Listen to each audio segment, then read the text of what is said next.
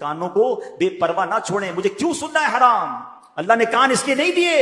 سننا ہے تو تلاوت سنیے, نعتیں سنیے, علماء اہل سنت کے عاشقان رسول علماء کے بیان سنیے. اور تیسری چیز زبان. نبی پاک علیہ الصلوۃ والسلام سے ایک بار سوال کیا گیا. ایک صحابی نے پوچھا, حضور آپ مجھ پر سب سے زیادہ کس چیز کا خوف رکھتے ہیں؟ نبی پاک نے اپنی زبان اقدس پکڑ کر فرمایا, اسے. سب سے زیادہ سینسٹیو. آپ کو پتا ہے جسم کے باقی اعضاء تو اوپن ہیں, زبان وہ ہے جس کے 32 پہرے دار ہیں, اور کسی باڈی پارٹ کے 32 پہرے دار نہیں ہیں. 32 دانتوں سے کنٹرول کیا گیا اس کو, مگر وہ 32 پہرے داروں کو توڑ کر بھی جب چلتی ہے نا تو پتہ نہیں کسی کا گھر توڑ دیتی ہے, کسی کا دل توڑ دیتی ہے, کسی سے جھگڑا کر دیتی ہے, کسی سے پارٹنرشپ ختم کر دیتی ہے, بیوی کو طلاق دے دیتی ہے. زبان کیا کچھ نہیں کر سکتی. خدا کی قسم یہ نعمت بھی کمال کی ہے.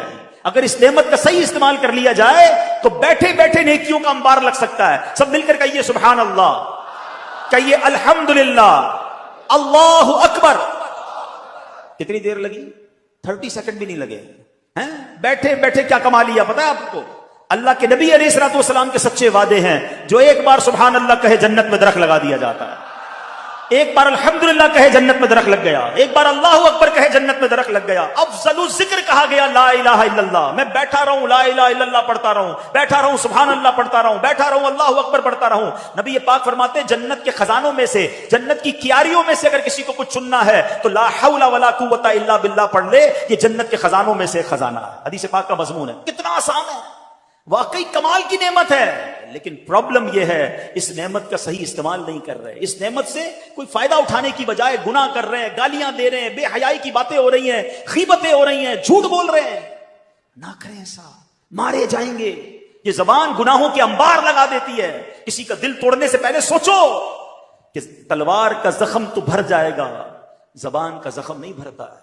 آپ زندگی میں کئی بار بول کر پچھتائے ہوں گے کہ یار کاش چپ رہ جاتا. کبھی خاموش رہ کر نہیں پچھتائے ہوں گے. ہاں بول کر یار کیا یار کیوں بول دیا, دشمنی ہو گئی, رشتہ ٹوٹ گیا, پارٹنرشپ ختم ہو گئی, غصے میں یار نکل گیا زبان سے, تو پہلے سوچتے نا. یہ جو دعوت اسلامی کے ماحول میں بڑا پیارا ایک نعرہ امیر علیہ سنت لگاتے ہیں.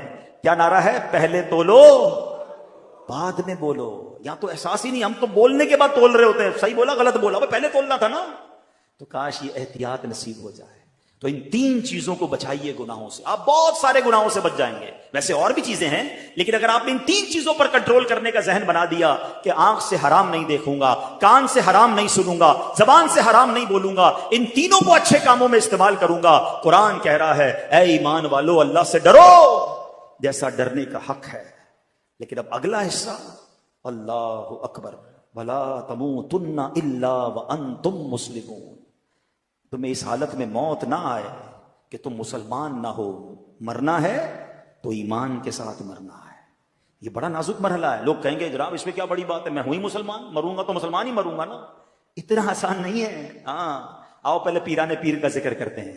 غوث پاک تو ولیوں کے سردار ہیں نا, ان کے صدقے انشاءاللہ ہمارے ایمانوں کی حفاظت ہوگی. مگر سنو پیران پیر کا عالم کیا ہے, خوف خدا کا عالم کیا ہے. شیخ عبد القادر جیلانی کو ایک بار حرم کعبہ میں دیکھا گیا, کنکریوں پر سر رکھے ہیں اور رب العزت کی بارگاہ میں دعا کر رہے ہیں, اے رب کریم مجھے بخش دے, اگر میں سزا کا حقدار ہوں تو بروز قیامت مجھے اندھا اٹھانا کہ نیکوکار لوگوں کے سامنے شرمندہ نہ ہوں.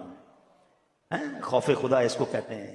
یا ایھا الذین آمنوا اتقوا اللہ حق تقاتہ, اللہ سے ڈرو جیسا ڈرنے کا حق ہے. ارے میں گناہگاروں کا سردار, مجھے شرم نہیں آتی اپنے اعمال پر. وہ ولیوں کے سردار ہیں, اللہ سے کہہ رہے ہیں یا اللہ اگر میرے گناہ زیادہ ہیں تو اندھا اٹھائیے, میں شرمندہ نہ ہو جاؤں. آئے ہائے, یہ ہوتے ہیں اللہ والے. آگے سنو غوث پاک, اگلی آیت ہے نا وَلَا تَمُوتُنَّ إِلَّا وَأَنْتُمْ مُسْلِمُونَ. اس آیت کا اگلا جز سنو. میرے پیران پیر کو کیسا خوف تھا. ایک بار عید کا دن ہے, غوث پاک کہہ رہے ہیں, لوگ کہہ رہے ہیں آج عید کا دن ہے, عید کا دن ہے. عبد القادر کے لیے عید کا دن وہ ہوگا جب اپنا ایمان سلامت لے کر دنیا سے جائے گا. ان کو اتنی فکر ہے ایمان پر موت کی کہ قبر میں ایمان سلامت لے کر جانا. کیا مجھے اور آپ کو یہ فکر ہے؟ آپ کو پتا ہے ساری زندگی روزے رکھے, ساری زندگی نمازیں پڑھی, صدقہ خیرات حج, ساری زندگی نمازیں پڑھی, اور اگر مرنے سے پہلے ایمان چلا گیا نا تو یہ سب کچھ زیرو ہو جائے گا. حدیث پاک میں آتا ہے ہر بندہ اس حالت پر اٹھایا جائے گا جس پر مرے گا. اب یہاں 2 باتیں ہیں, ایمان پر مرے گا تو ایمان پر اٹھایا جائے گا, کفر پر مرے گا کفر پر اٹھایا جائے گا. ایمان بھی بچانا ہے. اور ایک اور بات سوچئے, شراب کے نشے میں مرے گا تو نشے میں اٹھایا جائے گا. فلم دیکھتے دیکھتے مرے گا تو کس حالت میں اٹھے گا. بدکاری کرتے کرتے مرے گا تو کس حالت میں اٹھے گا. جوا کھیلتے کھیلتے مرے گا تو کس حالت میں اٹھے گا. سوچئے. آپ کہیں گے نہیں بھائی ٹھیک ہے میں غلط کام کرتا ہوں مگر اس وقت کیسے مروں گا. تو آپ میں سے کسی کے پاس اختیار ہے کہ آپ اپنی چوائس سے مر سکتے ہیں کہ ملک الموت آ گیا اور کوئی شراب پی رہے نہیں بھائی ابھی نہیں آنا, تھوڑی دیر بعد میں ذرا نشہ اتار لوں. You have time, you have authority. کسی کو پتا ہے میں کب مروں گا. آگاہ اپنی موت سے کوئی بشر نہیں, سامان 100 برس کا ہے پل کی خبر نہیں. بھول گئے آپ جہاز میں موت ہوتی ہے. پچھلے دنوں کی بات ہے, ہم جرمنی میں تھے, ہمارے ایک بہت اچھے ساتھی دوست جاننے والے تھے, 35,000 فٹ کی بلندی پہ جہاز میں ان کو ہارٹ اٹیک ہوا, ان کا انتقال ہو گیا. ارے چلو جہاز کو چھوڑو, ہزاروں میٹر سمندر کے نیچے بھی تو موت آئی تھی نا, بھول گئے. تھوڑے دنوں پہلے کا ہی واقعہ ہے نا, لاکھوں ڈالر دے کر اس جگہ پہنچے جہاں موت لکھی ہوئی تھی. باپ بیٹا پاکستانی مسلمان, اگر وہ ایمان پر گئے تو اللہ ان کی مغفرت فرمائے, گناہ معاف فرمائے, ہم دعا کرتے ہیں ان کے لیے. لیکن سوچو ادھر بھی موت آ سکتی ہے. کتنی پلاننگز تھی ان کی کہ یہ دیکھیں گے وہ دیکھیں گے, ویڈیو بنائیں گے. غالباً والد کی برتھ ڈے تھی, وہ برتھ ڈے پر اپنے بیٹے کو لے کر گیا. اربوں خربوں پتی خاندان ہے.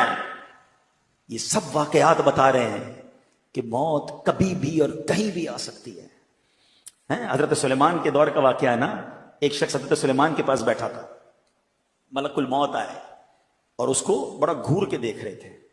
تو جب چلے گئے ملک الموت تو حضرت سلیمان کا وہ دوست تھا, جاننے والا تھا, کہتا حضرت یہ کون تھے جو مجھے بڑا گھور کے دیکھ رہے تھے.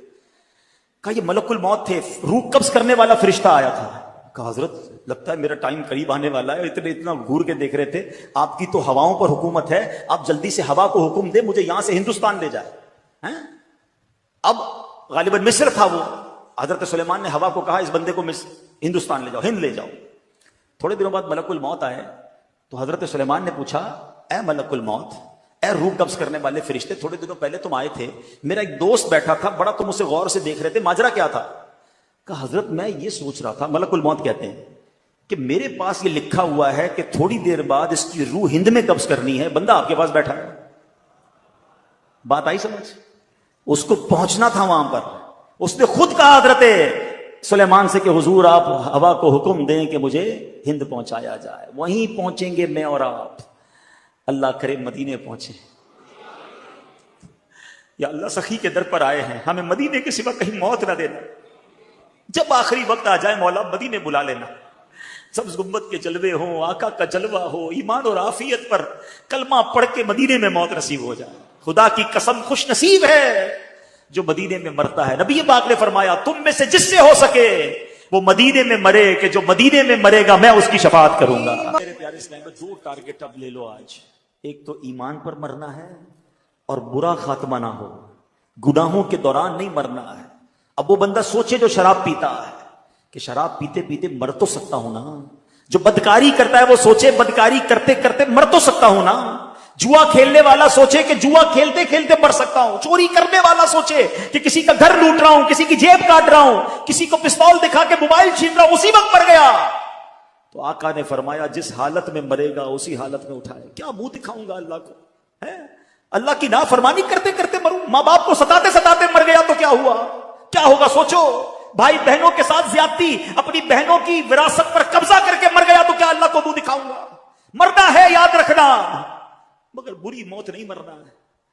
اب مجھے بتاؤ تمنا سب کی کیا ہے کہ نماز میں موت آ جائے, سجدے میں موت آ جائے, قرآن پڑھتے پڑھتے موت آ جائے, کلمہ پڑھتے پڑھتے موت آ جائے, مسجد میں موت آ جائے, ہے نا تمنا. اب میں آپ سے سوال کرتا ہوں, سچی اپنے دل سے سچا جواب دینا.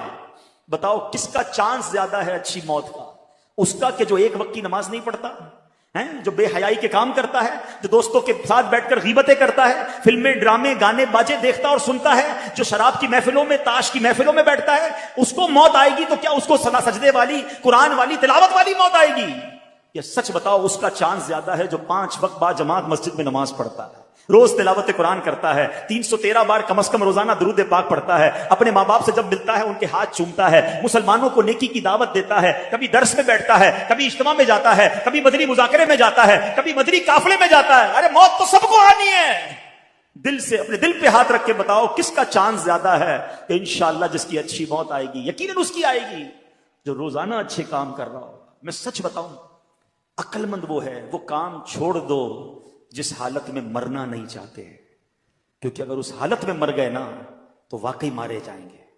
اللہ مجھے اور آپ کو اچھے کاموں میں لگا دے، نیکی کے کاموں میں لگا دے. ہمارا جینا مرنا نیکی کے کام بن جائیں. ہم کاروبار بھی کریں تو حلال کمائیں، روزگار پہ بھی جائیں اللہ کی رضا والے کام کریں. ادھر بھی دکان پر نماز کا ٹائم ہو تو نماز پڑھیں، بدنگاہی سے ادھر بھی بچیں. موقع ملے تو نیکی کی دعوت دیتے رہے، تاکہ کبھی بھی اگر ملک الموت آ جائیں، کبھی بھی مجھے موت آ جائے تو اچھا کام کرتے کرتے اللہ رسول کی باتیں کرتے کرتے دنیا سے جاؤں. کاش یہ بات ہمیں نصیب ہو جائے کہ میں سو جاؤں یا مصطفیٰ کہتے کہتے، میں سو جاؤں یا مصطفیٰ کہتے کہتے، اور پھر کھلے آنکھ صلی اللہ کہتے کہتے. تو ایک ٹارگٹ یہ لینا ہے کہ برے کام چھوڑ دیں جس حالت میں مرنا نہیں چاہتے، مرنا اچھی حالت میں ہے. اور دوسرا ٹارگٹ کیا ہے؟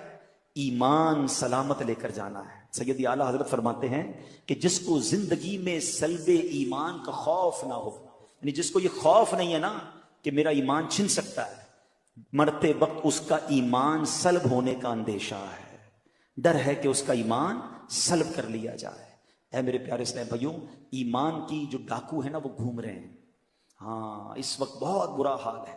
بڑی پلاننگ کے ساتھ میرے اور آپ کے ایمان کو چھیننے کے لیے شیطان نے پلان کیا ہوا ہے. شیطان بڑا مردود ہے، وہ تھوڑی چاہتا ہے میں اور آپ ایمان لے کر جائیں، وہ چاہتا ہے میں تو جاؤں گا جہنم میں، ان کو بھی ساتھ لے جاؤں. تو مذہبی حلیہ اپنا کر کوئی سوشل میڈیا پہ بیٹھا ہوا ہے، کوئی انٹرنیٹ پر بیٹھا ہے، کوئی جناب قرآن کی اپنی تفسیر بیان کر رہا ہے، کوئی حدیثیں بیان کر کر کے لوگوں کو گمراہ کرنے کی کوشش کر رہا ہے، اور بھولے بالے مسلمان سب کی باتیں سن رہے ہیں، سب کو فالو کر رہے ہیں، سب کو دیکھ رہے ہیں اور پریشان ہو رہے ہیں. مجھے سمجھ نہیں آتا. ایک بات بتاؤ، آپ کو گھر بنانا ہو تو موچی سے بناتے ہیں بلڈر سے بناتے ہیں؟ بلڈر سے بناتے ہیں، موچی کا کام نہیں ہے. چپل بنانے ہوتے تو موچی سے بناتے ہیں، دوائی لینی ہوتی ہے تو موچی سے نہیں لیتے، ڈاکٹر سے لیتے ہیں. جس کام کی ضرورت اس کے ایکسپرٹ کے پاس جاتے ہو نا. تو میرا دین اتنا مظلوم ہو گیا کہ جو سکھائے اس سے سیکھنا شروع کر دو گے. دین بھی سیکھنا ہے تو عاشقان رسول علماء سے سیکھنا ہے، اور دیکھنا ہے کہ ان کے دل میں صحابہ کی محبت ہے کہ نہیں، اولیاء کی محبت ہے کہ نہیں، اہل بیت کی محبت ہے کہ نہیں، رسول پاک کی محبت ہے کہ نہیں، اللہ سے محبت کرتا ہے کہ نہیں. ارے جو ان ہستیوں سے محبت نہیں کرتا اس کا میں نے کیا کرنا ہے؟ یہ سب چیزیں آپ نے سیکھنی ہوں گی. اے میرے پیارے اسلامی بھائیوں، یہ بڑا پرفتن دور ہے. دین کے نام پر ہمارے ایمان پر ڈکیتی ڈالی جا رہی ہے. اعلیٰ حضرت نے 100 سال پہلے سمجھا دیا تھا، سونا جنگل، رات اندھیری، چھائی بدلی کالی ہے، سونے والو جاگتے رہیو، چوروں کی رکھوالی ہے. ارے چور ہی رکھوال بن گئے ہیں. آنکھ سے کاجل صاف چرا لے، یا وہ چور بنا کے ہیں، تیری گچڑی تاکی ہے اور تو نے نیند نکالی ہے. ہمیں اپنے آپ کے اپنے ایمان کو بچا کر اپنی ایمان کو سلامت لے کر قبر میں جانا ہے. تو ایک تو یہ بات کہ ہمیں علماء کرام سے مربوط رہنا ہے، عاشقان رسول علماء کرام سے. اور آج دعوت اسلامی کا ماحول آپ کے سامنے ہے. سبحان اللہ، صحابہ کی محبت بھی دیتا ہے، اولیاء کرام کی محبت بھی پلاتا ہے، اہل بیت سے بھی پیار کا درس ملتا ہے، عشق رسول کے جام بھی بھر بھر کے پلائے جاتے ہیں. کوالیفائڈ سرٹیفائڈ مفتیان کرام علماء کرام موجود ہیں، ماشاءاللہ مستند کتابیں لکھی جا رہی ہیں. تو جب اتنا کچھ دعوت اسلامی کے پاس موجود ہے تو کیوں نہ ہم اس سے وابستہ ہو کر اپنے ایمان کی حفاظت کریں. ایک اور اہم بات، آخری بات، باتیں تو بہت ساری ہیں مگر ٹائم کافی ہو گیا ہے. ایمان کی حفاظت کے لیے ذرا سنیے گا. آقا علیہ الصلوۃ والسلام فرماتے ہیں آدمی اپنے دوست کے دین پر ہوتا ہے، اسے یہ دیکھنا چاہیے کہ کس سے دوستی کر رہا ہے. اب غور کیجئے، ہیں ہم جوتا نہیں سلواتے جب تک پتہ نہ چلے موچی کیسا ہے، کپڑے نہیں سلواتے اس درزی سے جب تک پتہ نہ چلے یار درزی ٹھیک ہے، کپڑے صحیح سیتا ہے کہ نہیں، ہیں ڈاکٹر کے پاس جانے سے پہلے 4 بندوں سے پوچھتے ہیں یار ڈاکٹر ٹھیک ہے کہ نہیں. اور جو تھوڑی دیر بیٹھا اس کو دوست بنا لیا، بلکہ اب تو ڈیجیٹل دوست، friend request I accept, friend request I accept. حالانکہ بندہ دوست کے دین پر ہوتا ہے. اب لوگوں سے پوچھو نا یار تم نے اس کو دوست بنایا جو صحابہ کو برا بھلا کہتا ہے. ہاں بھائی اس کا عقیدہ ہے، میں تو بس صرف دوست ہوں، چائے پیتے ہیں رات کو بیٹھتے ہیں. کوئی ہے بھائی وہ اہل بیت کو برا بھلا کہہ رہا ہے، ٹھیک ہے اس کا عقیدہ ہوگا، دوستی میں تو بس ایسی ہم کھاتے پیتے ساتھ ہیں. غور کیجئے یہ کدھر جا رہے ہو آپ، ہیں بد عقیدہ سے دوستی کرو گے.